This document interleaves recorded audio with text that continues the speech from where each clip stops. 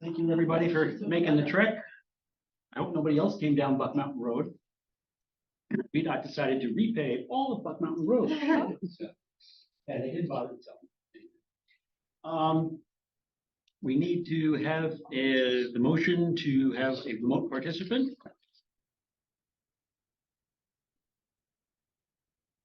Make that motion. I'll move. I move that Peter Moorville's request to attend today's meeting of the JMRL board remotely due to a temporary or permanent disability or other medical condition that prevents physical attendance be approved. All those in favor? Aye. Any opposed? Peter, we hope you feel better. All right, first item of business is the minutes of our February meeting. Melissa, did we have a chance to take a look at those?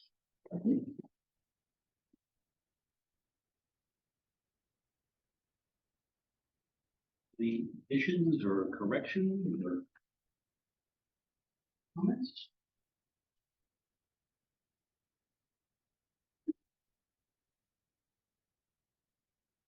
I move to accept these minutes. All those in favor? Aye. Any opposed? Okay. First off, thanks to E.J. Dowling in Greene County for welcoming us today. Glad to be here. Thank you. You want to say hello and Hi everyone, welcome to Greene County. Thanks for making the drive up. Sorry it was so perilous. Thank you for coming up on this beautiful day, and I'm glad the weather pulled out a little bit for us. So thanks for coming in. Hope you all stay around for a tour of the branch after the meeting. Thank you. Thank you.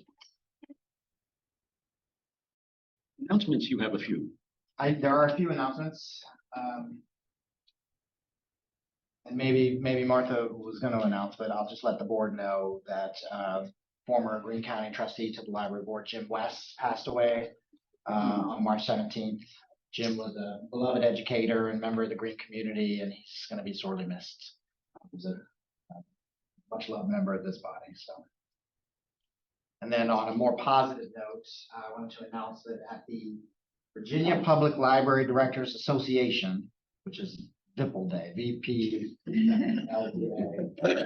annual meeting last week, JMRL was presented the award for outstanding website for a public library serving a population of over 100,000.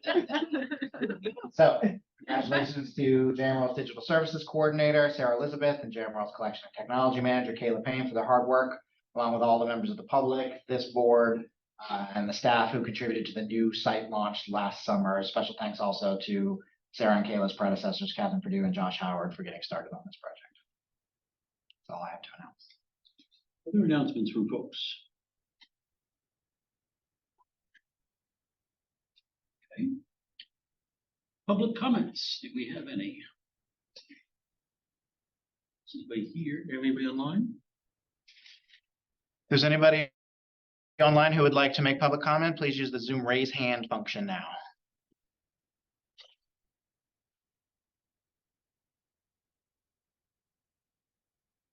Public comment. All right, so for trustee continuing education today, we once again call on David to talk about the Friends of the Library. Okay.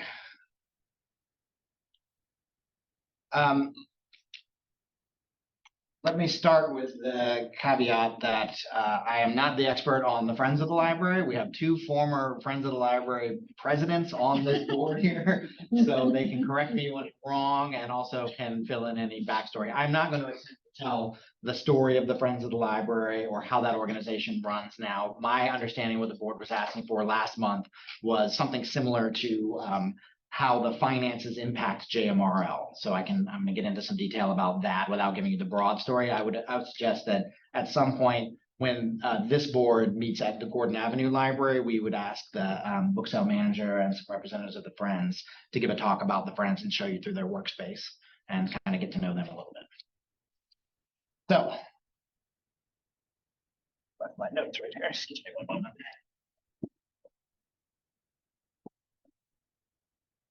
Okay. So the mission of the Friends of the Library, the purpose, the principal purpose of the Friends of the Library is to raise added funds for the Jefferson Madison Regional Library, so that children and adults at all branches may enjoy programs to enrich their learning. The various collections of the library system may be enhanced, and library branches may receive donations and funding assistance in emergencies. Proceeds from our spring and fall book sales benefit the library's programs and special projects. So similar to the foundation support that we talked about last month, the goal of Friends is not to replace operational costs for JMRL, so it wouldn't be used for salary. It's used to supplement programs that the library can offer to help promote the library, and then to assist for, in case of emergencies, or also we talked last month a bit about the Friends role when it comes to fundraising for various capital projects. Okay, a little bit of history here. Most of this I got from former JMRL board member and longtime JMRL Friends board member, Peter McIntosh. 1964, the Friends were incorporated as the Friends of the McIntyre Public Library, so that predates JMRL. It was just Charlottesville and Albemarle at that point. Book sale was started then in 65. That's before Gordon Avenue even opened. It's not clear to me where or how that happened. They were granted IRS nonprofit status in 1972 and amended their name to the Friends of JMRL legally in 1973. So right after JMRL was formed 50 years ago, the Friends incorporated. They moved into permanent space in the basement of Gordon Avenue in 1994, as best as I can tell. So before that, they kind of operated without a home base and moved into the space that was exited when the bookmobile offices left and moved downtown, where that space had been emptied. And the book sale itself, which was at Gordon Avenue most of that time, moved to Albemarle Square in the fall of 2021. The operational headquarters remain at Gordon Avenue. So this is a little bit of a side note and maybe a separate continuing ad down the road, but there are other branch support groups that are not part of the regional Friends that you've probably heard me mention at one point or another. One was the Gordon Avenue Boosters, which popped up in the 80s and 90s to support that branch only. There were some budget discussions in which the future of Gordon Avenue was called into question, and a group of users of that library got together just to support the branch. They put out some information about the statistics and how well it was used. There are the incorporated Friends of the Greene County Library that EJ works very closely with. So that is an actual separate nonprofit 501c3. They formed in order to help fundraise to support this building here that we're in today. At the end of that project, they took money that was left after furnishings and books and things and gave that to the endowment for the Green Fund that we discussed last month, but they still exist today to support this branch. So they will help EJ and her staff purchase things for the library specifically, or they will purchase things for the library. They also have been instrumental in helping to work on that native plant installation that's going out front here. So when you come back next year, you'll reap the rewards of that. They are also the funding arm for Greene County's Dolly Parton Imagination Library. You have to have a 501c3 that is the fiscal agent in order to be part of that program. So a very active group that meets every few months in this room. There is the Louisa Library Foundation, which is a similar story. They were raising money for the building of the Louisa County Library, and they went through the legal process to become a foundation. That also still exists. They helped the county to support capital needs at that building. They put on a new roof. They extended the parking lot there a few years ago, and they did renovations on the inside of the building in 1990. There's Build Crozet Library, which is not incorporated. It's just a support group of individuals that got together to raise funds for the construction of the Crozet Library. Similar story with the Grow Nelson Library, which Alita is a member. The group of interested folks that got together and raised money for the support of that expansion in Nelson County still exists today and is still fundraising for the Dolly Parton Imagination Library there. They are not the fiscal agent because they're not incorporated. The United Way of that area is, but they're the ones who are signing kids up and helping to promote the thing. And of course, the Friends Family of Funds at the Charlottesville Area Community Foundation, which you all are experts on. Okay, so the bylaws and current board members of the Friends are available on their website. I won't go through them all today, but you can go through them and see. It kind of lays out who's on the board, how many members they have, how long they can be on the board, and their website also shows you the current board members now. So the president currently is Pearl Hartwell, and the vice president is Bill Schrader, who was the chair of the Bill Crozet Library. And they turn over in the summer at the same rate at the same time that the library board does. How does somebody know about the opportunity to rotate into this, just from our broader community? Yeah. And how does that selection happen? The Friends Board puts together a nominating committee that they actively seek members. They're not obligated, but they try to find people from each jurisdiction that represents JMRL. So there's nothing in those bylaws that say they have to, but they always try that. Generally, it is a board selected. They will seek out folks. There are not a lot of people that are coming to them. They will go through their own volunteers. They have a very large amount of volunteers that work for the Friends there. They'll put out the call in their newsletter, which goes out periodically. Every once in a while, they'll ask JMRL, can you help us find somebody? We have been known to have board members that transition off of the library board to the Friends board and vice versa. Okay. I found out I was on the Friends board sort of after I left this board the first time, without really knowing. Like, glad to have you on the board. Okay, good, thank you. I think it's a little more concrete than that these days. But ultimately, there's candidates are identified in the Friends Board. They will vote and Select select their own among members. Yeah, they'll have a vote there. And they have a membership, the Friends, Yes. which is what, $20, $10, or $15 a year. And it's a lot, often that group that they will, Yeah. because they've obviously expressed an interest. So that's the next. David said they get messaging to that group through the newsletter. So membership is the next thing. It is a membership organization that the members largely are folks that want to support the library. The Friends solicit that membership. There are annual fees to become a member of the Friends. Members, the big perk is they get access to a members only sale night the night before each of the two sales, which is very shortly. So a week from Friday will be the member sale for the spring sale this year. I don't have the up-to-date numbers on that, but they have several hundred members there. Go ahead. I don't mean to derail the flow very much, but I will offer one piece of feedback. I've been a member of the Friends on and off.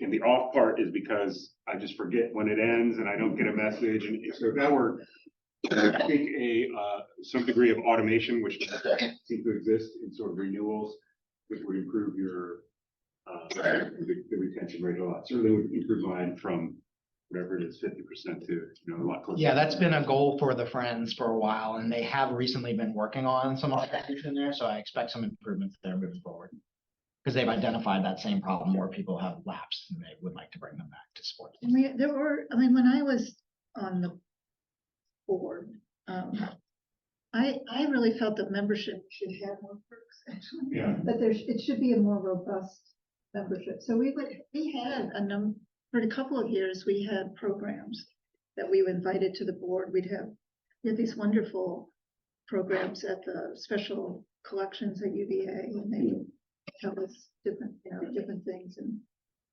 I don't know if it's a lot of work, so I don't know if that really kept going, but I think there's a huge opportunity there for that membership, because it's a really interested group, devoted group of folks in the community.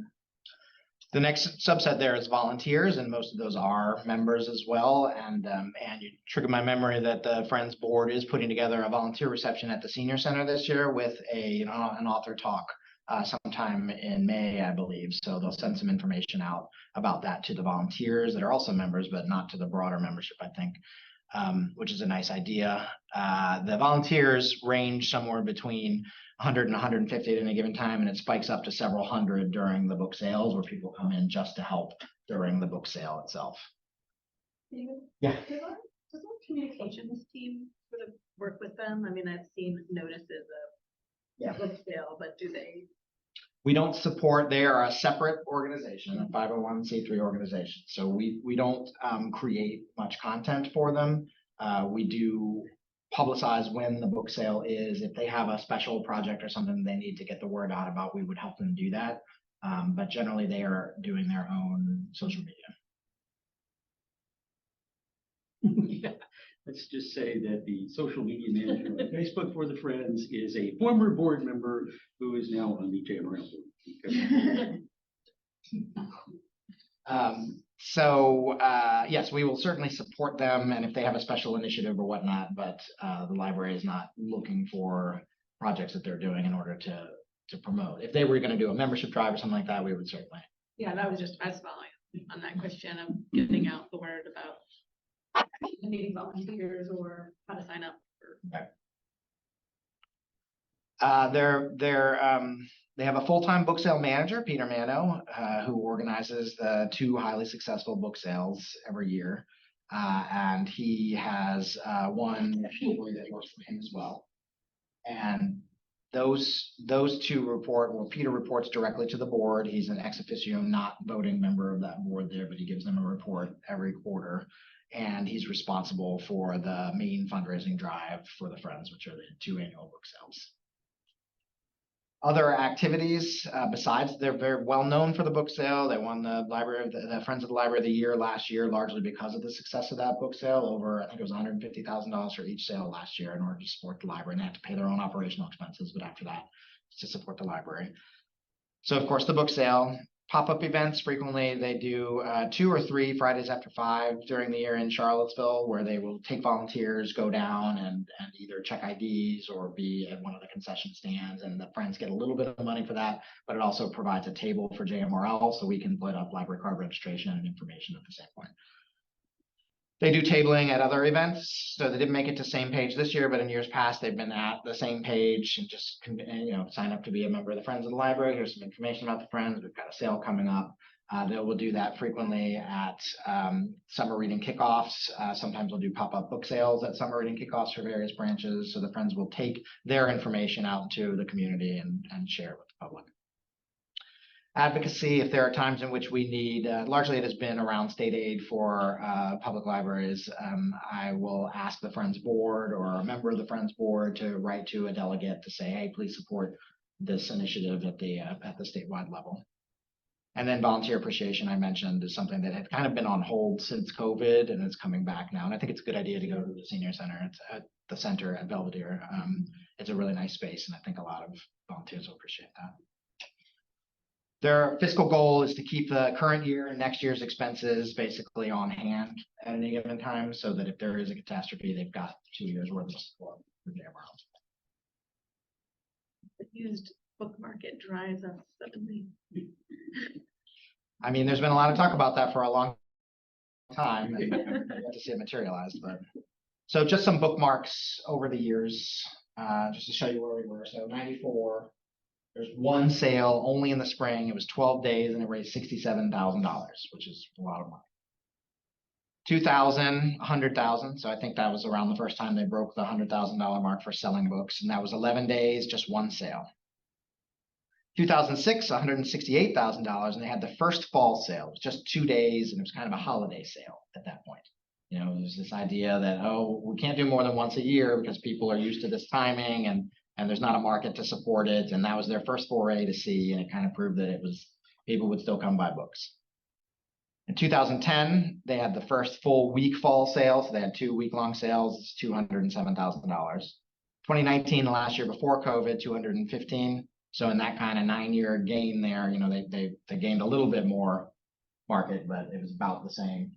And then of course, last year, $264,000, all at Albemarle Square. Okay, so now I'm going to go through a bunch of numbers here, and this is available in your handouts. It'll be available on the web and the handouts as well.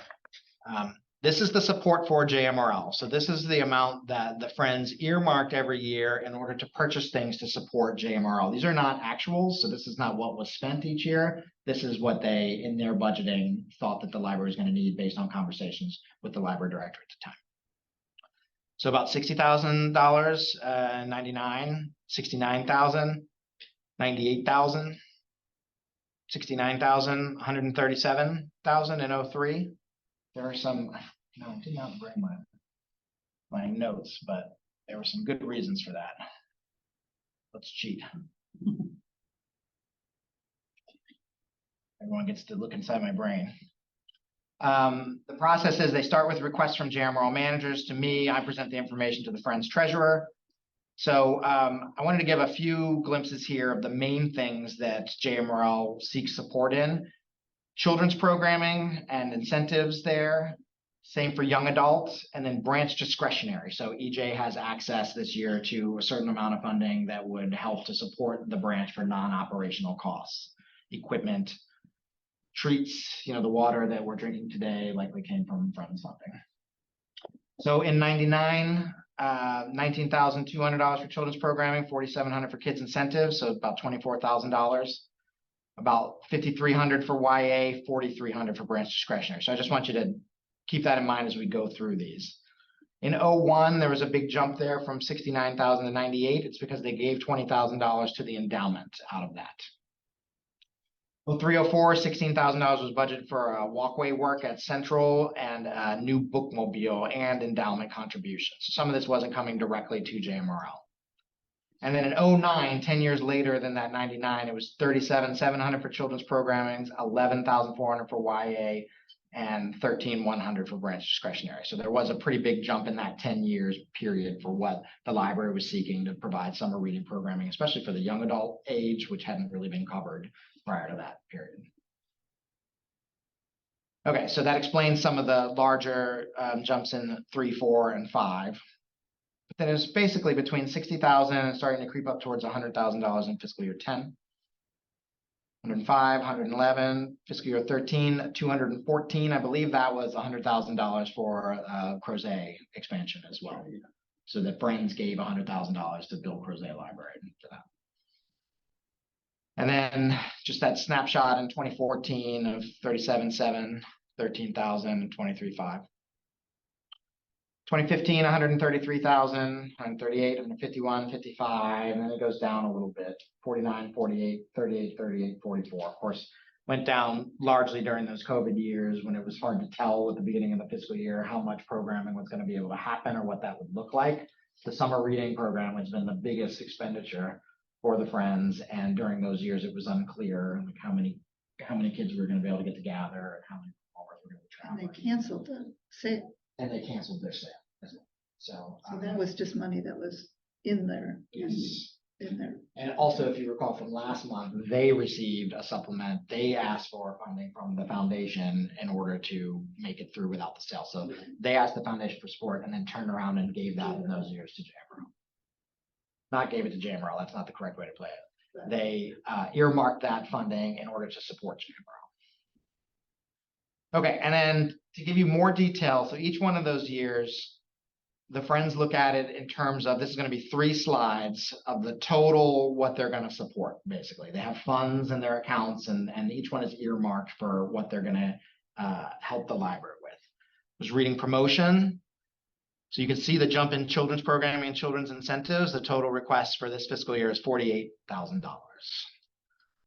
Young adult programs, young adult incentives, programs in a box, library equipment, discretionary director, which is largely flowers for sad occasions, I'm afraid.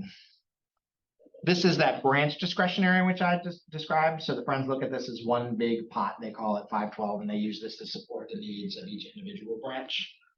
So for example, in Greene County, there's $5,000 to support library programs. So EJ and her staff will use that to buy supplies that they need. If you go out and see, Cindy just finished putting up a Eclipse display, a make and take craft there. It's got materials in it. Like all those materials were paid for by the Friends. And the last remaining categories here are for movie licenses, volunteer coordination, the central library parking, which is subsidized by the Friends. So you can get 3 hours of free parking at the central library paid for by the Friends. Support for the Virginia Library Association. Library awareness is kind of, knickknacks and things that have JMRL branding on them.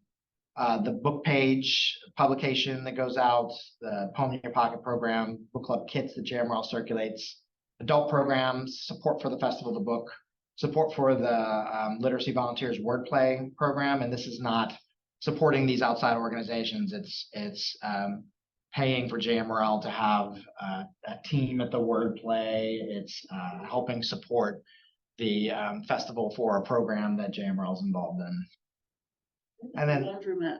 Laundromat Libraries is a program that Pat Dogle, the Friends board member, supervises, where they collect books, used books that come in from for the sale, and they distribute them to laundromats in all 5 of our jurisdictions. So each one has a little collection, and their books have stickers on them that say, you know, courtesy of the Friends of JMRL, and have information about joining the library and things like that. So there are little mini libraries that they keep stocked at laundromats where there's a captive audience for kids in there. The grand total for the requests for this current year is $158,980. And Books Behind Bars is just, they get their money separately. Separately, that's not We just manage it. I mean, the Friends JMRL just- man. I'm sorry, you're right. The Friends manage it. Yeah, they have an outside donor that supports that program. It was run out of the Quest Bookshop for years. When that shut down, the materials came to the Friends of the Library. They support that with funding that they get from a donor. So all the mailing, the packaging, All done by Friends volunteers. John Grisham, basically, right? Yeah. And red light Yeah, management. light management, corn caption. So this is just visually showing that same information. You know, the bumps in 3 and 4 I talked about, in 13 was the crozet. So you can see a little dip there. I did a little course correction when I started as director in 19. I sat down with the Friends treasurer at the time, and we looked at, you know, what the actual needs were versus what their board was considering every year. And we took a little bit off because there wasn't as much being spent. And then COVID took it down a bit. Go ahead, Mike. So I was trying to understand this mentally as a percentage of budget. So if I said our total JMRL budget is 9 million a year, does that sound about right? Yes, closer to 10, but you know. Okay. Does that include the 150, or would that be sort of completely outside of it? But we are at the same time spending money on programs, which, you know, Friends are spending money on this program. Friends are spending money on programs. Okay, so if we say, so if it's 10, just to pick a round number, then the actual outflow is 10 plus the 150. For the total organizational costs, you wouldn't have the same programs without the Friends support. Understood. So, or to phrase it another way, again, I'm just thinking about very rough percentages. The Friends supplement our regular budget with sort of an additional 15%. Yeah, I think to get to your point, when I talk to our funding jurisdictions about JMRL services and what the needs are operationally, we can point to that number and say, here's what we're not asking you for because our Friends of the Library are supporting this. Or you could say you're getting 15% extra from the community via the Friends. It's already community support is provided. Yeah, okay. But that, if I'm using that word, that phrase 15%, that's a reasonable kind of. I'm looking at my numbers, guy. It's a reasonable, very ballpark. 1.5%. Say it again. That's 1.5%. Yes, thank you. See, So that's off by why. a magnitude of Yeah, 10. there we go. Yeah. Okay, That's good. why he's here. Thank you for coming. Yeah. Not 15%, 1.5%. Got it. Okay, yes, very good. Thank you. Okay, and so just kind of future looks here. I stole this quote that Peter McIntosh uses a lot, that he got from longtime Friends volunteer Janet Anderson, which says, "The Friends are the milk train, not the Acela," he likes to say all the time, you know, so that they've got a good thing that's working well. They're not looking to be, you know, the fastest, leanest, meanest Friends of the Library in the state. They want to be the best. They want to provide us with what the library needs. So here's some things that I know of that are on their radar. Securing permanent spaces for a sale. The sale was so successful at Gordon Avenue for so long, but it's very hard to put the snakes back in the cage, you know, now that it's out and there's more parking at the former Northside Library. It'd be very difficult to go back there. They don't have a permanent lease at Northside there. So eventually they're going to have to find a way to make sure that they've got a sale space for the future. Increasing membership, we talked about, you know, they're looking at their membership models and how best to communicate to people, and they're looking at some technological tools for that.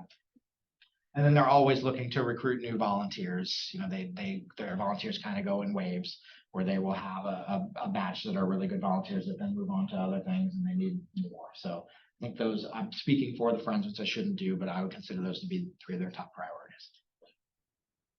Okay, so as I said, my goal was to show you all the numbers there and to talk a little bit about the finances and the financial impact of the Friends, not to get into a deep organizational dive for what their how they work, and I think that would be worth doing with actual representatives from the Friends. Other questions? I think one of the interesting things to remember is when I was on, there was some question about books, whether people would still want to buy books. And there was a question about the sale, that it was so successful, but there was no guarantee that it was always going to be there. And there was some talk about, well, it probably isn't going to be like this forever. But in fact, it got better. Now we're making more money and people are more enthusiastic about it. There was this weird pendulum and now it's swinging back to people buying books more in a way. So it's always out there about the Friends and the programming that we support or that it supports, that it's not guaranteed, but because it's been managed so well, and I attribute a lot to Peter and to the two Peters. It has been hugely, it's really one of the best sales in the state for sure. There's nothing like it except maybe in Arlington, Virginia. So it's something we should all really celebrate, actually.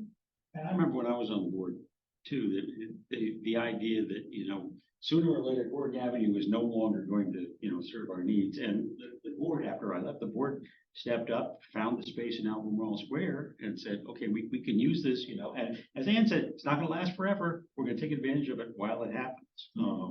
And all the complaints that we always used to get about, I couldn't find a parking space at Gordon Avenue, have now gone away. And it was a big logistical shift from moving the boxes out from the back room of Gordon Avenue to the conference room, taking everything up to Albemarle Square.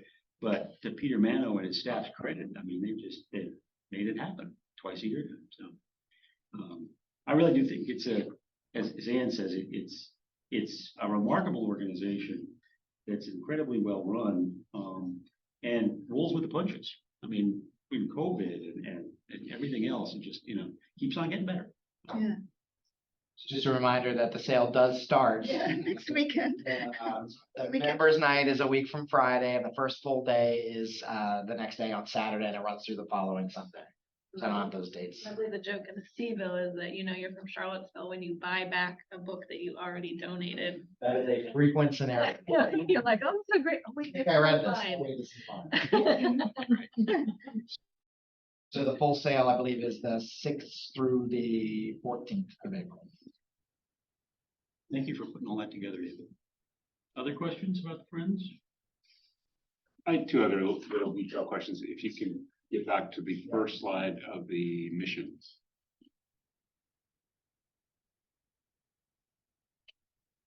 And the first one is, I think there's probably good awareness in this room, but it's just for general awareness and also for other viewers who might look at this presentation in the future. So programming is, we saw that the dollar amounts that are going into, coming from the Friends to support programming.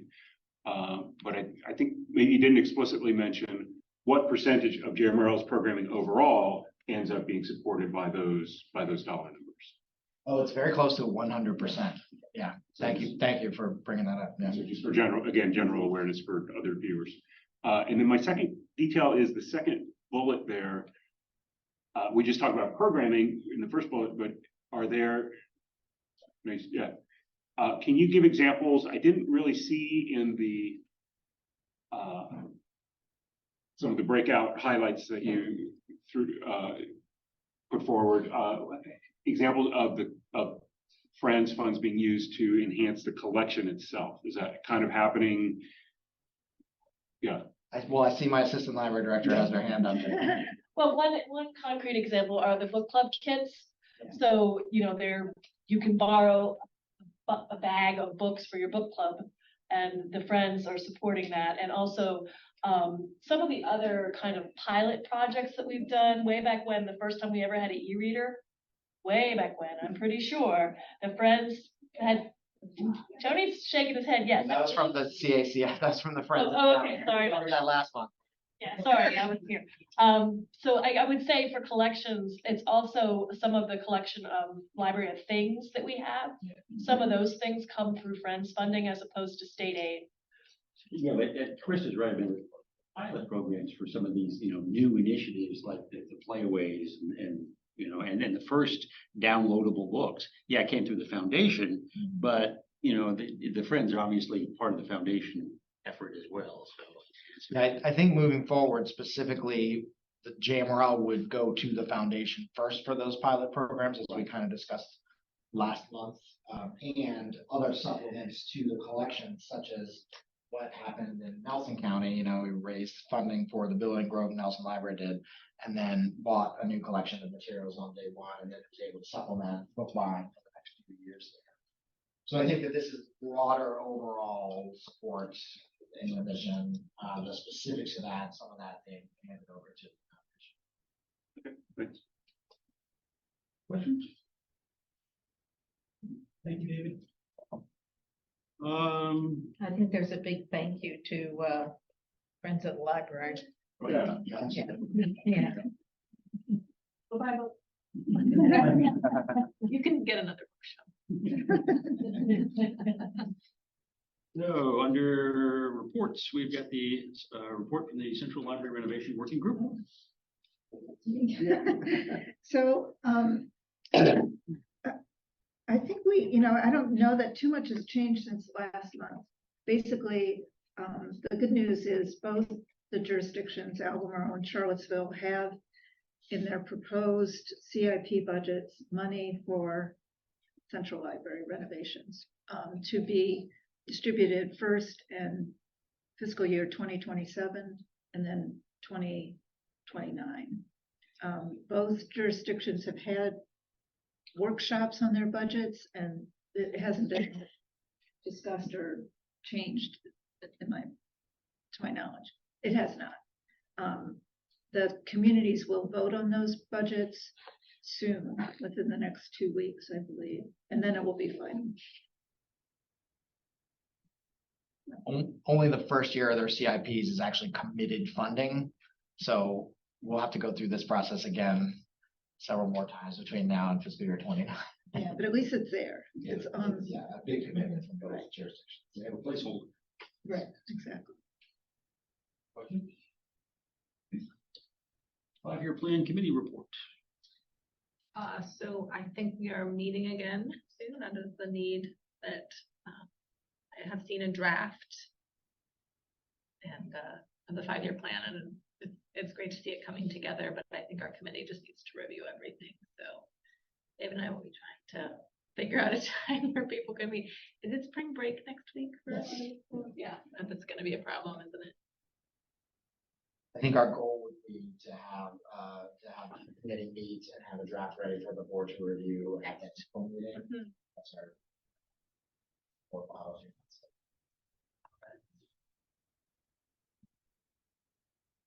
Let's move on to new business. We have a second reading of the Safe Child Policy, which we addressed, we talked about last week, policy 4.3.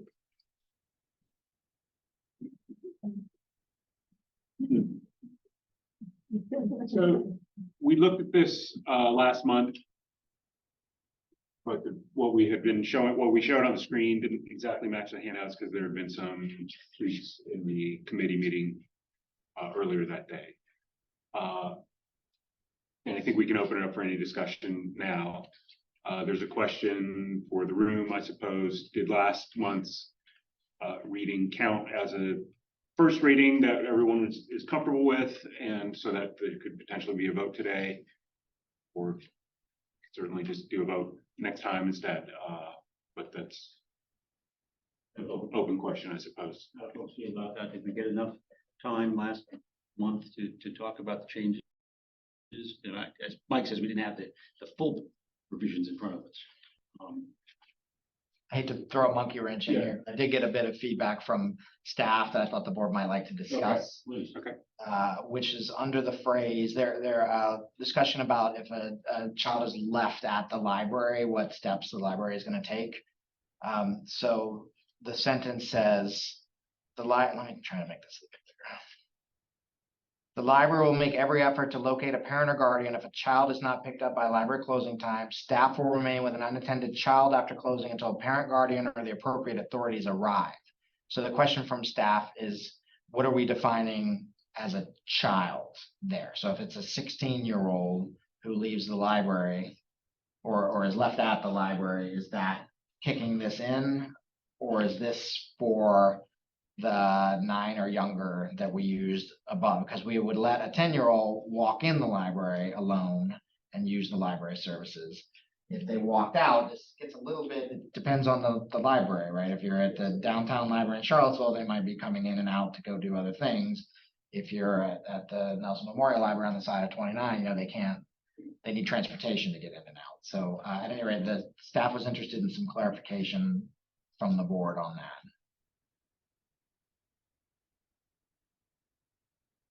I think if it were my druthers, we would probably follow this here, and then procedurally staff would work on like, here are some scenarios in which, if there was a 15-year-old unattended and you saw these signs, we would want to be calling that. But those are the 9-year-old that Sorry. is supposed to be there anyway. 10, not 9. Oh, okay. Sorry, I got the wrong one.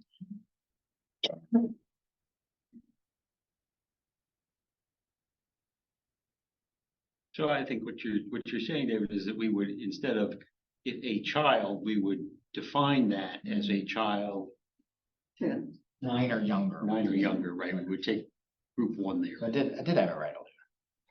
You're saying that a parent has already broken the rules by But leaving their child there when we've already said that you're not supposed to do that. I think what staff is looking for is, what about older kids, basically? They're less concerned, it's less likely that there will be, and we don't know how old every kid is who comes in the library. If the library is closing and there's a child who looks like they are unattended, they don't have help there, they don't have a parent there. Not Staff, a driver. they can't drive, right? Staff will interact with them. Hey, do you have a ride? Is somebody come to get you? Can we call somebody? They'll do all those things. But they want to know, does that apply? Because if we think a child here is under 18, does that apply for a 17-year-old? And how can we? So I think it's an excellent question and should be clarified. If I were writing this on day one and that came up, I would probably, my instinct would be, rather than just put my finger in the air and say, it sounds good to me, are there other comparable school policies or law enforcement type policies, or is there some sort of recognized standard and we'd want to fall in line with that in some way? So it's sort of a research step at that point. So we may be kicking this back to the policy committee. Yeah, maybe. I mean, that's We can certainly do that. But did staff have a recommendation? I think they just want clarification. Like if they're told, yes, it's 16, you need to do this for a 16-year-old, fine. They just want to know rather than trying to figure it out on the fly. Is that something that's more appropriate for the policy for staff? For the procedural end of it. Yeah, like if you have a child there and they are this age or this age, this is what you have to do. But for the public, we do need to clarify, because if they're told that if they're 14 or older, it's fine, and then something happens to a 15-year-old after the library got locked, then they said, well, that was a child, so by the definition. Right, I think the that we law, just need legal clear definition. language here. I think staff would be okay with, we're gonna deal with this procedurally and we're gonna come up with lists and maybe it's different for 2 different branches, based on their scenarios or what they hear from their local law enforcement. The Greene County Sheriff's Office might have a different recommendation than the Louisiana County Sheriff's Office. I think they would be okay with that as long as they knew here at this branch, we have to do this, but the way it's written in the policy, it's not clear.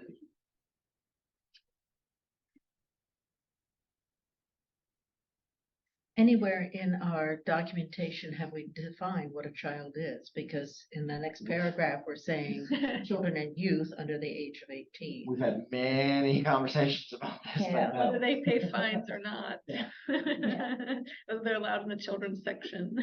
Yeah, whether they get a card. So we It seems like we're returning to what is What One is a of- child? One of and my what's a suggestions in the past was to have a policy that states, here's the age of adulthood, here's the age of childhood or whatnot at JMRL, and pointing to that with everything.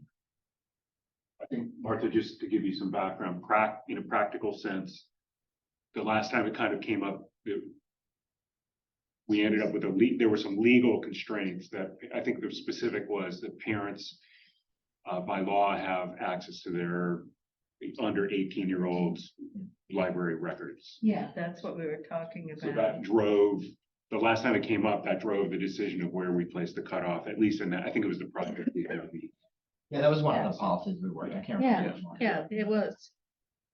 Memory card eligibility, maybe.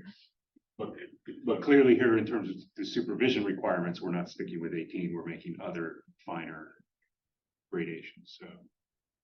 I guess- The question is, legally, what is our responsibility if we're saying child? As you're referring to, what does the sheriff's department or the police department define as a child, and what is common throughout other places? Yeah, I mean, so we're, at one level, we're not in loco parentis, but I'm thinking of a supermarket. Let's say the supermarket closed at 10 p.m. and there's a 12-year-old hanging around outside the supermarket. What would be the broader, as you phrased it, the broader liability or legal ramifications there? Supermarket is also not in loco parentis. I mean, some of the language in the previous sentence might be something to think about here. So this is not about left alone, but if a situation appears to be dangerous or neglectful to a child, maybe there are some caveats that could be put in about the after hours. The kids that are older that just leave on their own, it's not, like library staff are not chasing them out of the building to see where they're going or whatnot. Like if somebody that was with you and had a driver's license gets up and leaves, then, we don't know what the story is, but, it's when there's a kid left there, clearly, I don't know where to be right now. My parents didn't know that the library closed at 5, they thought it closed at 6, that's what happens all the time. Should it be, Yeah, please. should it be taken before our attorney? That's what I was- And the reason I say that is because we have a lot of children now in the community that have come to this country. And because of some of the constraints for parents, the library may be the babysitting place. You stay here till I get off at 5, and if the kid's well behaved, they're not going to cause a problem, but when it's time to go home, it's going to be a problem. So I think probably talk to the attorney to get a definition of who can be who can be left alone for our own protection. I think that's a good suggestion. I have a feeling that the answer might be the library is not in loco parentis. Once you lock those doors, good luck, everyone. And that wouldn't happen, because of even though they're not in loco parentis, I think our library staff are not going to want to leave a child in a potentially dangerous. It also But that depends. also, Sorry, it also depends. Is it 9 degrees outside? Is it, I think we 70? could start Is with it that, then. sunny? We could start with speaking to our attorney about it, and then I could bring it back to the chair of the policy committee and say, here's what we heard. Do we need to talk about this further at the committee level? Or are we ready to take this back to the full board and say? another thing too is we always have the right to call for authority, but the staff will remain with the unattended child. Does that mean everybody who works at the library? Or does that mean the director? Okay, 2 people. Okay, That's what the it procedure. should be 2 people, but when it says staff, I'm thinking all of y'all need to stay because we have a 10-year-old here. I think the previous policy, the one that this would be replacing, it might have said 2 in there, and we decided, we're going to take some of these details and put them in procedures, because the public doesn't really need to know all how the donuts are made. I guess it depends on how long the authorities will take to arrive, and in the rural area, it might be a little while. Probably will come quicker in a rural. Oh, really? The Charlottesville police would not be so interested. No, it depends on what else is going on. We do have a policy committee meeting next week, Christmas tree. Okay, so it sounds like the thing is, just see what our council says, and we'll go from there. It's tricky though, because You can bring it back to the board next month and we can decide, is this a first reading, is this a second reading? Yeah, we'll see what changes. I mean, we'll talk about it at the committee, I'm sure. One way or the other. It is tricky a little bit because age isn't necessary. I mean, I was thinking what Kathy was saying, the age of an individual. I mean, to some extent, I hate to say it, but the staff needs to have some discretion. Yeah. Because you can have an extremely immature 12-year-old and an extremely mature 12-year-old. And I think that's the point I'm trying to make is that, I think one of our branches that the kid says, okay, thanks, I got my books, bye, and walks out the front door, that's usually, they're allowed to be there, so they're over 10, they're by themselves, and the assumption has to be that it's, there's a path there. But if it's 5 o'clock and they're looking around, they're in tears or something like that, then the staff know, oh wait, this child doesn't know where they need to be. So I would phrase that when you're framing the question for council is, what do we need to do to protect the organization from liability? Or where are the boundaries around that? But also, how do we give ourselves flexibility to, match our actions to what this, our best judgment of what the situation is. Yeah. Be a good neighbor. Okay, I'll get that and report it back to the policy committee. Thank you. Thank you, Mike. So we're gonna have a discussion of our schedule 5.4, which is library closings for next year. It's in your handout. Holiday. It's like the nicest thing we do as the board, right? Well, and a little bit of background here. Last in the 2000s, when we were not giving raises because we weren't getting funding, we thought the least we could do is give everybody a few more days off. Okay. So that's some of why the library closings is the way it got.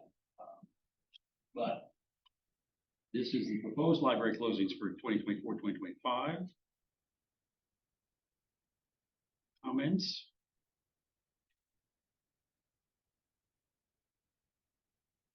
They're pretty straightforward, they match what was this year. The one that the board usually has to think about and talk about is around the Christmas holiday, when the board has traditionally been giving 3 days, day before, day of Christmas, and day after. So last year that was a bit difficult because of the timing.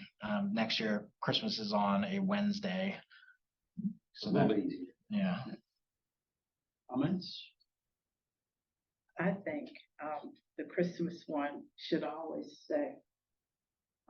Because we want our families to feel that, our staff to feel that they can spend time with family and prepare for family.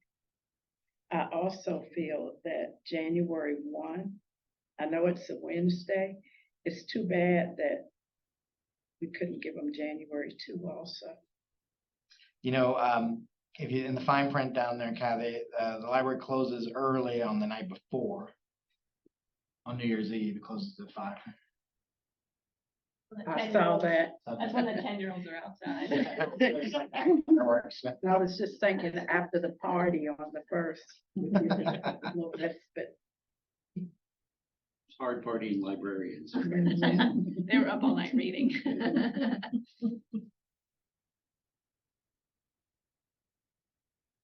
Have we had anybody ask about things like Yom Kippur and non-Judeo-Christian holidays? within our Not to my staff? knowledge from staff, no. Staff each gets 2 personal days a year as well to use. I mean, they accrue vacation and leave, but they also have, I think the wording here is, in addition to the above 13 paid holidays, eligible staff receive, this is full-time staff, 2 personal days to be used at their discretion. I would also expect in that situation that our religious accommodations policy would kick in.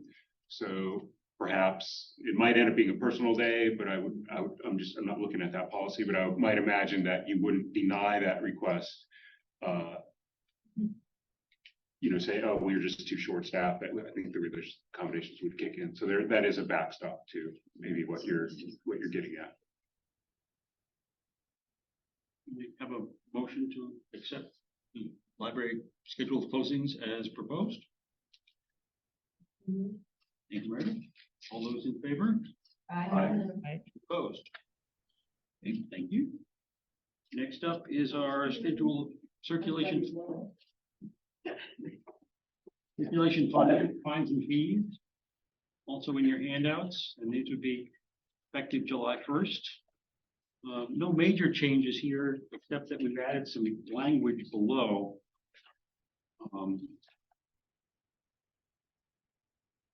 And we talked about this a while ago. So additional fees may be charged for the cost of makerspace materials.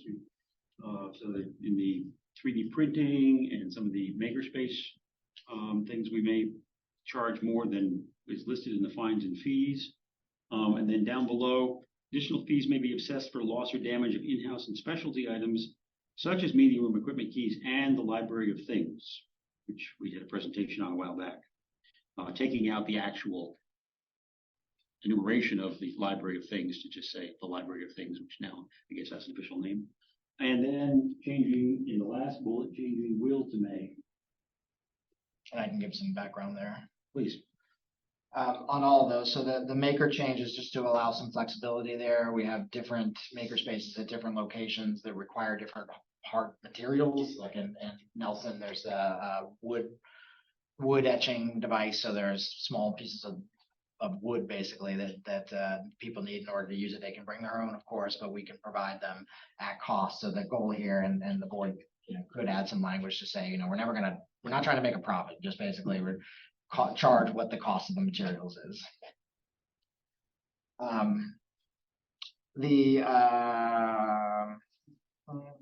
The will may at the end here is to leave some flexibility. I'll also say that we're early on these. It's only March. These generally the changes could take place right away if the board wants, or it could be in July.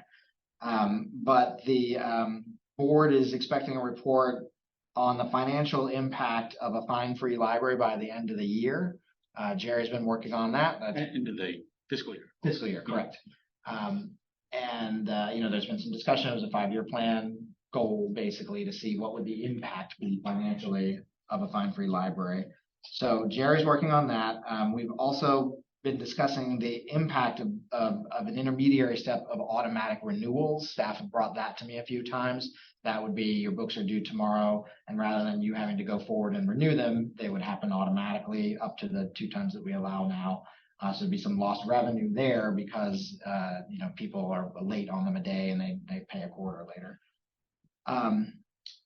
When talking about automatic renewals, staff's discussions with me have focused on potentially saving costs by removing the collection agency that JMRL uses, because we now have better tools for clear communication with patrons.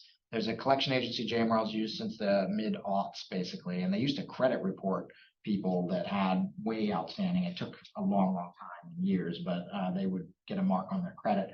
They no longer credit report. It's just a separate agency that JMRL pays per case to contact individuals to say, you have materials out. Here are the fines and fees. Here's what you need to do. So we now have better tools for engaging with patrons about their materials and are interested in exploring that. The JMRL has better flexibility. We've moved to emails first for checkouts, the checkout messaging, which you didn't have in the past. So we're seeking some language here, staff is, that would allow change if the library were to decide not to use the collection agency anymore. So this is kind of tied into a bigger discussion about what the board wants to do about moving forward with fines and fees. It would also allow for some flexibility there. That's all I got on that. Open for discussion.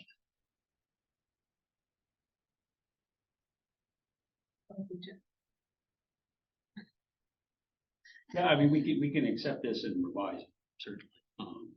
It's one way to look at it. We have this in place, and then if the working Jerry's doing, if the staff group is doing. To say that we want to change it, then we change it.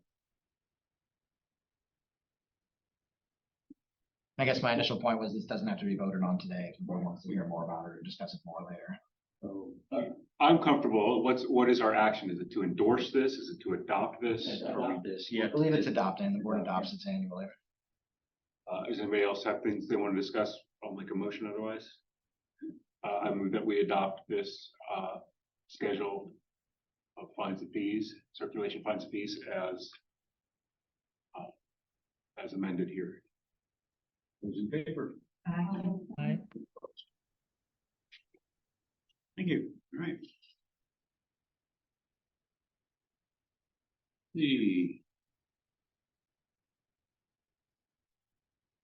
Moving on to old business.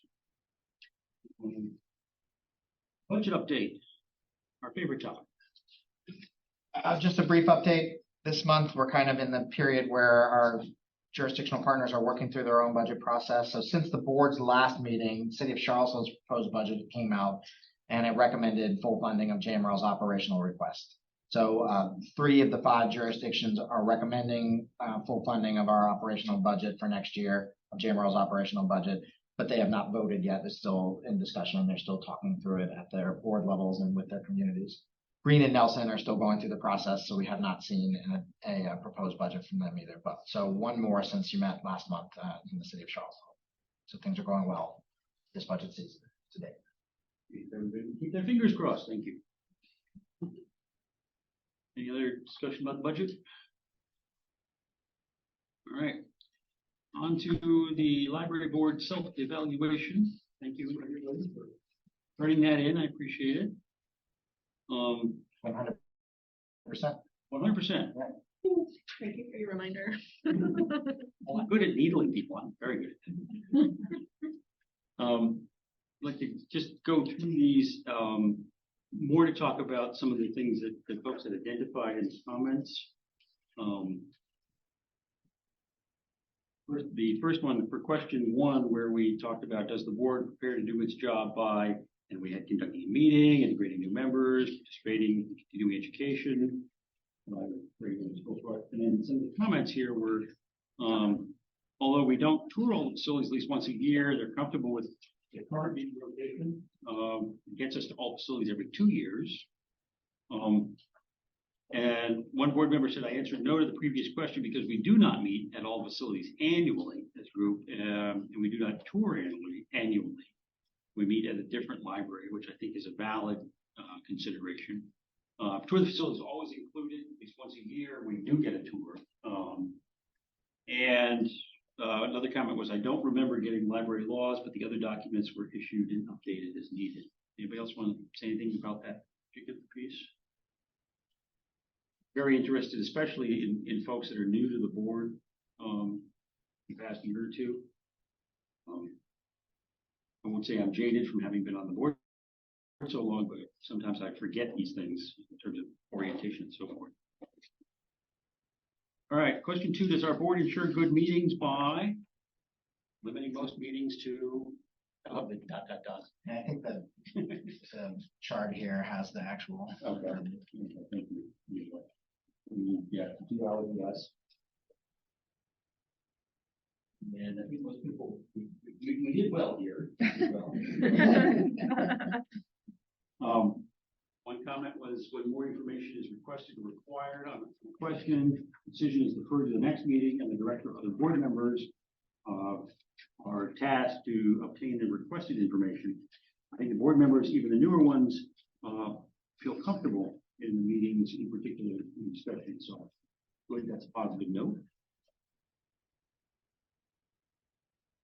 Do you, as an individual board member, and something, and let's see, there we go. One that was not full one was attempt to exercise authority only during official meetings of the board. And again, as always with some of these, we don't have, not everybody answered all the questions, but that's fine. So the comment here was, not sure I understand what is meant by exercising authority. That is, I'm not sure what authority a board member has except with respect to the hiring and firing of the director. Yeah, technically, I think that is what authority means. In the past, we've had board members who would speak for Jefferson Massachusetts Library to the media, and in an official, quote, official capacity, which is not something that board members are actually charged with. So that's my opinion on that one. I would suggest that one example that would come to my mind is if a board member were to go talk to a staff member or a branch manager, say, hey, why don't you Arrange everything. Why don't you rearrange it? Okay, that's would be a form of not working through the director. So that would be an example. And then the comment was, I should say that I try to come prepared by reading all the documents ahead of time and attending the committee meetings, but to be truthful, there have been times I have come in only skimming the agenda. Really? Can't imagine that. I can't imagine. And I have to say that, you know, I appreciate that everybody here is a volunteer and volunteering their time. And, you know, my nasty grams notwithstanding, you know, doing this thing outside of regular board meetings, I appreciate that. So that, and the last part of that was, I think there needs to be one person who is in the mix 24/7, so to speak, and that the director is that person. Yes, that's very true. I think that's a good point. Other comments about that? Other clarifications there? Question 4, does the board plan for the future of the library by annually reviewing and approving the mission statement? There was some, we didn't score 100% on that one. And reviewing our yearly objectives. I think we're getting a little bit better on that. And progress towards our long-range plan. Of course, we're in the middle of the 5-year plan revisions and board committees, working through these results. I would say that was very good. Just one comment here. I don't think it's necessary to revisit the mission statement each year. It'd be a waste of time. I don't know who said that, but I'll go on that. And then and the comment number 2 was no. Always a good answer. Is it a policy that we review the mission statement? Yes. Is it? Yeah, because we reviewed it as, well, the policy committee opened it and then we opened up a working group to look at it, but it's on a 10-year I schedule. think I'm hearing her question differently Okay. than you might have. If your question is, do we have a procedure or in place that we would annually review the mission statement? I think the answer is no. We have a procedure in place where we review each policy every 10 years, and the mission statement is one of those. So the last time we made, But the mission is a policy. it is a policy in the policy meeting. It's in the policy. So that's just how it fits into the framework of how it gets So we reviewed. don't, so that question, Is incorrect. we shouldn't be looking at. It's not JMRL's policy to review it annually. Practice. But I think this implies that the state is recommending that we review it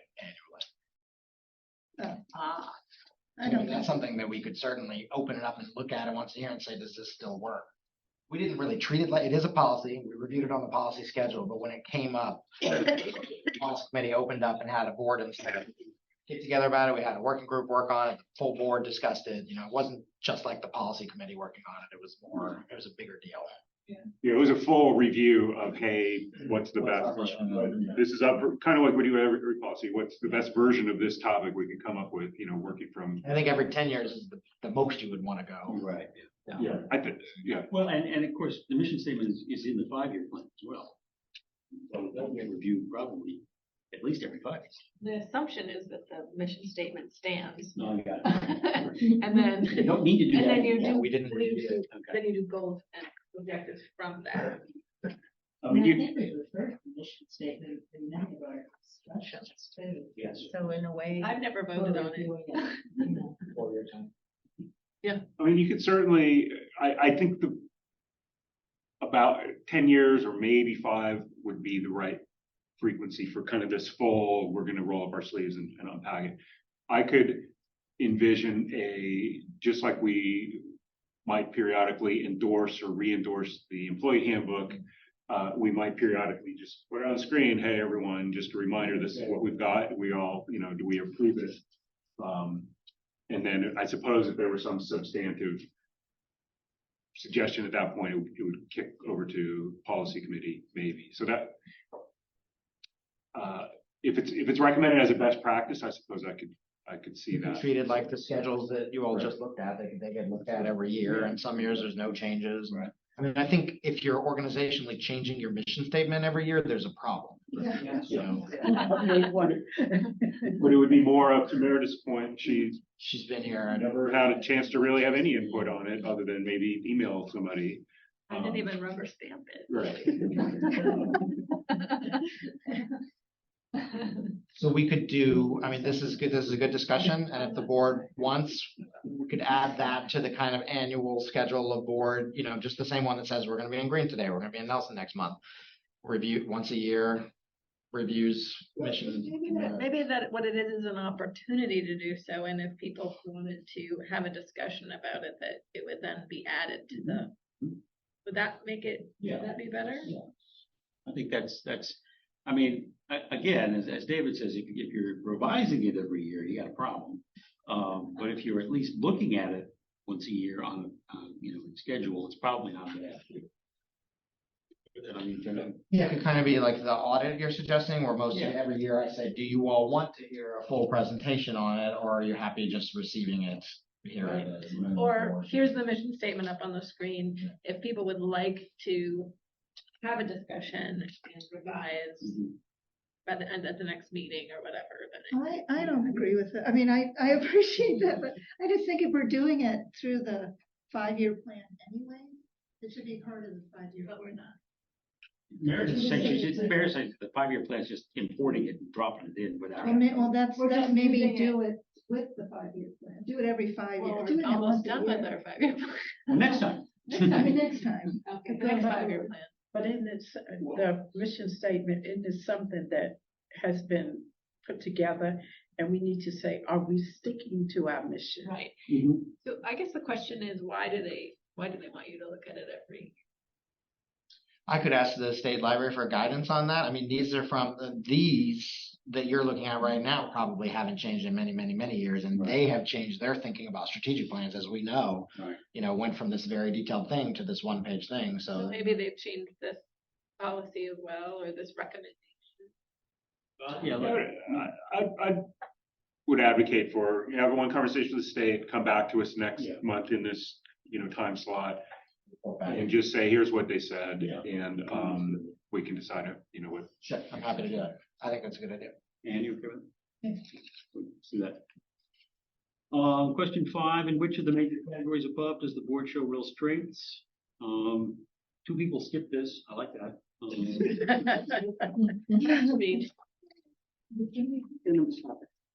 So, and this was an essay question. So we're, Time of the night it was. You didn't make it, you didn't make it required, you didn't, someone couldn't write no. Didn't have to write no. these were the responses. I like operating from opportunity rather than crisis to crisis, which I think has always been a facet of the board. I think that's great. Having the committees complete specific goals, then report to the board for further action, also good. Planning is a strength. We do set realistic goals. Any other comment on these here? No. That was you, okay. No. Speak for yourself. Question 6, in which of the major categories above does the board need improvement? So we're up to 3 people skipping this one. Perfect.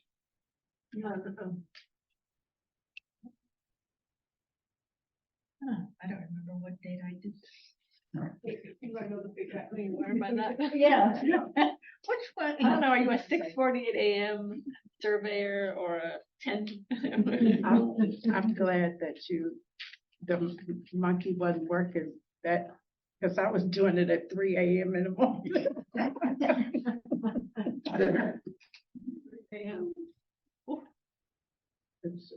I mean, this is one of those open-ended type questions where ultimately the response to ultimately responsible for outcomes. And there's a quote from the Public Library Handbook there. So that sounds like we're taking good steps in direction with some recent work around the upcoming 5-year plan. That's good. Planning does seem to be one of the things that we do well, I would have to say. But came up 3 times in the Yeah, well, improvement. yeah. We're not good at reviewing these things ahead of time, but we're planning. So question 7 was list any other comments or questions in the space provided below. One was board members should have a proactive mindset about managing perceptions and public opinion about the library. Big picture item, which I do agree with. It's crucial that the library is seen as a resource for everyone, not seen as a platform for ideological advocacy. Happy when the board made the change to include one more library location a year to meet in place of Northside. That also a good thing. Comment 3. Thank you. That's good. 6 people skipping. Question 8 was kind of an open-ended one. What are the 10 skill sets not described above that would be beneficial to have represented on JMRL's board? And I think this goes back to the discussion about the friends and getting members involved. One of the things that David and I, as the board chairman, as the director, always struggle with is, okay, we need a new trustee from jurisdiction X. Okay, what are we lacking? In terms of a skill set, what would be good to bring to the board? And in a lot of cases, it would be great to have person X with skill set Y, but that person is not volunteering to be on. So this is kind of one of those things where we can try to do these things. We can try to populate the board with folks who can bring these skills to the work of the library, and it may or may not cost. Get an architect and make them work for free. Financial remuneration is not one of the skill sets.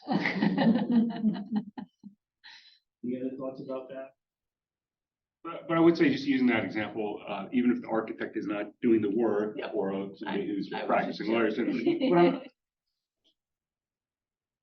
reinforcing that it's that person might have background and notice or think about issues or aspects of a given topic that somebody who didn't have that background wouldn't know about. So I think it was from a background standpoint, for sure. Any other comments in general about the evaluation? Thank you all for doing it. I do think we work very well as a board, and again, everybody's time and effort in doing all this is great. All right, we are on to the library director's report. Just a few things to point out to you all. You may or may not have seen the Library of Virginia puts out a blog on a regular basis called the Uncommonwealth, where they highlight things happening around the state. And they recently highlighted Gordon Avenue's Deadly Knits program. Special thanks to JMRL's PR specialist, Jennifer McAdam Miller, Gordon Avenue's manager, Camille Thompson, and young adult librarian Britt Ford for submitting this. I encourage board members to read it.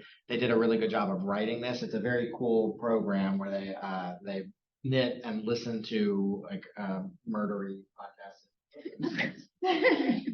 Very popular. Yeah. Excellent name. Yeah. So I had talked to the board about the parking situation at Northside, where the building, if you're facing Northside, the building to the left had been owned by Satara. They sold it to a private owner. Both Albemarle County and JMRL have been working with to try to engage the new owners about leasing those spots. 10 spots for the public were available. It does not look like the new ownership is going to be able to offer that. Basically, it's going to be a heavy machinery site, so they're going to need all of their exterior square footage for their machinery. We're still working with them on it, but for right now, they took over the beginning of the lease at the beginning of this month and blocked off the area, so it's not accessible anymore to West patrons. We're working. Is that a problem? Has that been a problem? Parking. Yeah, Yeah. because of those lost spaces. It had parking at Northside is at the current Northside branch is not adequate to use when it's at a high volume time. Basically, some people have been using those spots because they like the single level entry. The spots directly in front of the library are largely handicapped accessible spaces, so they're not always available, and people prefer to park up front rather than coming in the bottom and going steps of the elevator. So some of it is just a matter of convenience for some folks when it's not busy times, but certainly we've already heard complaints about times when people have wanted to get there and having trouble parking because we've lost 10 spots. Unfortunately, we're a little constrained by the footprint of that. There's no new parking that's going to show up there. The only Albemarle County and I looked at some spots on the other side where the staff we rent parking spaces from the former Daily Progress building for library staff. But in order to come into the building in the main entrance, you have to walk through the drive-up window lane there, and it's not safe. Because there are cars coming directly into that. So unless the new owners of this building decide that they have spaces to share, and maybe as they're getting in there and working on it, we're just down those spots, and it is a problem. So staff's worked on signage. We're not trying to throw anyone off their business needs. We just explain our decision that. Okay, I'm just going to do good news, bad news. JMRL is working with UVA Health and the American Heart Association to bring blood pressure monitoring kits to the library. Some branches have stations set up. There's also kits to check out. This is thanks to the support of the Bama Works Foundation. So Catherine Fay organized this, and I checked my blood pressure to make sure that they were working. They were working. Guess what it was. Thanks to Tony and Alita for attending the ribbon cutting. It was more of a ribbon untying event for the kiosk that is in Nellie's Ford now. It's up and running. It's very popular. I'm encouraging everyone to go check it out and bring their card if you're down 151 or the kind of Rockfish Valley area. It's been a very successful partnership. As I mentioned last month, the funding for this device came from Grow Nelson Library and then went through the CACF to come back to this device. It's very slick. It holds 220 some titles in it. It has to be, you have to put new materials in it basically. So the initial collection came from the Nelson Memorial Library from their books, and then we're going to be purchasing high interest materials just specifically for that moving forward. And they're not having a hold locker. It's not. Yeah, currently there's no whole, you can't request something particularly because we can't guarantee that it will be there in a timely fashion. Luckily, the bookmobile does stop in that neighborhood on either side of it on a regular basis, so people can pick up their holds there. You can also return materials. There's a book return. It would be interesting to hear sort of how that goes. I know it's only been 1 week. Yeah, I know that we have other jurisdictions that are very interested in this. We've had discussions in Louisa about potentially down the road. We've had discussions here about people are interested in service in the kind of Ruckersville area that are kind of midway between. A lot of people that live halfway between Standardsville and Northside. So we're going to be tracking with great interest. It doesn't replace the service that you can get in a library. Full range of library programs and a full collection. But you can get some books to some people. Same page, Community Read wrapped up last week. The event was part of the Festival of the Book on Wednesday night. They had, I think, over 175 people in the room and 30 or 40 live streamed watching the author talk. Rachel Beanland was there, so it was a big success. It was a very successful overall Festival of the Book. A lot of programs were held at the Central Library. Thanks to Krista for working a lot of hours last week to make sure all the tech was working in the room. That was a good program. That I went to that. Yeah, did you go? Great. Yeah, she's engaging, She's and very engaged. it was gratifying to see so many book clubs that came Yeah. and they had discussed the book, and then they could read it all. And then the last bad news one is that Greene County's phone system, which includes this building, is experiencing issues. So currently, the staff here don't have access to the regular phones that they've been using. There is a cell phone that they're using with a temporary number posted at jmrl.org. It looks to me as if the county is going to have to replace their phone system, which was already in their CIP, but it's going to have to be coming from a place of need instead of want. So it's going to be a little while, and they're down to one phone, and it's not the same number as before. So just passing that along in case you hear any feedback. I've been trying to call the library. And the There's last, so many things in green there. well, this is gonna be great. They've been talking about a new phone system for a while, so the end result will be a better product for the public. But it's gonna be a while. Last is a reminder that the annual NAACP scholarship is open and accepting applications until April 19th. Thanks to Alita for serving on the review committee for that again. Right, Alita? Voluntold. And that's all I have to report. Other matters you want to talk about? I do have another matter to introduce, and it's very technical. So my goal today is just to put it into, would give some lead time for down the road to discuss, and just put it into on the table for how would we handle this. And it regards what I think might be a best practice regarding some very specific language in the director's contract. Our annual director's evaluation is 2 months from now. So that would be a natural time to also look at the contract and any language and make any tweaks that are involved there. I have this little handout. Pass around, and the third specific technical detail is on the third page here regarding the termination for cause language, which is a hypothetical section, and the best practice that has kind of come to my attention or to my mind is this article by a lawyer dude on the internet recommends that the language hold the director to discrimination and harassment policies and so forth that the organization might have. When the contract was originally drafted, we didn't have those policies in place, and now we do. So I would advocate for someone looking over, hey, does it make sense to update that very specific language? Again, I'm just introducing this as a heads up, and maybe we can take it to email, or I want to get sort of thoughts about how questions about specific language in the contract would be handled. Maybe it's a personnel committee thing. But again, I'm trying to give 2 months lead time so we can digest this to whatever degree that we're interested in. And so I'm open for comments or questions or reactions without necessarily rolling our sleeves into a full discussion. I don't know whether I understand you or not. Yeah. Are you talking about rewriting the evaluation for this year? I'm talking, so there's two things that happen. There's the evaluation, which is a closed session. How did the director perform? Are we going to renew the contract? Raise and all that stuff. But then the director operates under a written contract that has detailed sentences and stuff.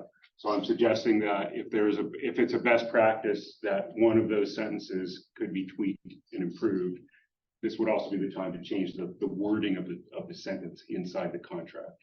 So that's what I'm sort of introducing here, is a specific wording change that might be a best practice. For the upcoming. Yeah, for this evaluation. in 2 months. Well, at the time when we're saying, well, we're renewing at this, and here's the contract that we're renewing, that would be, to me, the natural time to make any changes to the wording. And it currently doesn't tie into the. Correct, because they didn't policy? exist. They didn't exist when it was written. It's very light. So I think in any case, I'll send an email with a little more description of this, but again, I want to just introduce mostly again, A, so there's lead time, but B, just how do you all want to handle it? I mean, we could handle it as 9 people in 2 months from now and roll up our sleeves and talk about it. We could send it to committee. We could say, hey, JMRL council, one of our board members raised this question, and what's your reaction? Any of those would be possible approaches. Tony's been here for many years. Our executive contracts that were renewed sort of and obviously library directors often will serve, thank goodness, for quite a long time, but do you remember in the past if you amended it? I don't think we have we? What we've done in the past is, so this is my 6th year as library director here. I negotiated that contract directly with the board president at the time. That's right. Peter McIntosh, whose name has been mentioned a lot today.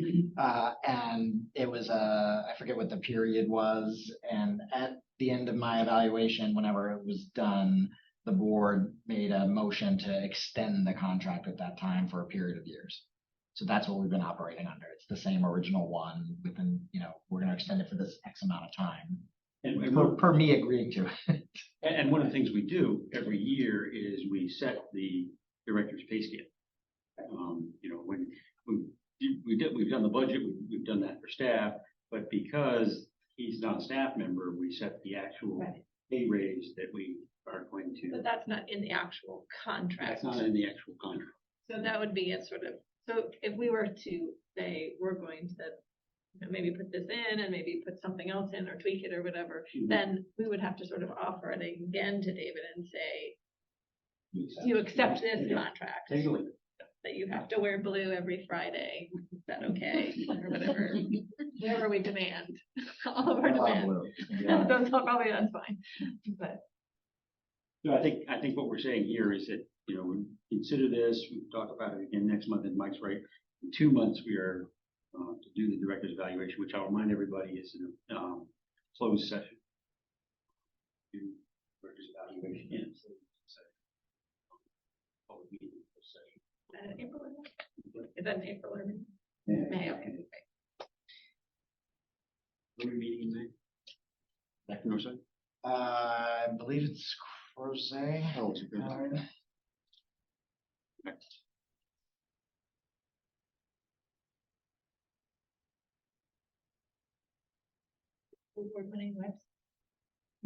Yes, Crozet in May. It's a week early too because of Memorial Day. Other matters? Did we make any decision about that? No, we're gonna read what Mike said. Come back next month and talk about it. There'll be some That was the discussion. decision. That was the Right. decision. Again, my goal is just, because this is technical, if I send it the night before, which I actually did 2 years ago, then it's like, there's not time to deal with Not it. time So, to. trying to give us time to deal with it. So future agenda items, we will certainly have a 5-year plan committee update. Policy committee report. You guys are having a meeting. I guess we will look again at the safe child policy. No doubt we will have a budget update. Yeah, the budget committee is gonna need to meet potentially before the April meeting when Jerry and I have a chance to review all the equipment budget requests from staff. That comes before the budget committee, so that might happen before next month, or might. Any other agenda items that we want to? Planning for the director's evaluation in May would be an agenda item. We're gonna be in Nelson County next month.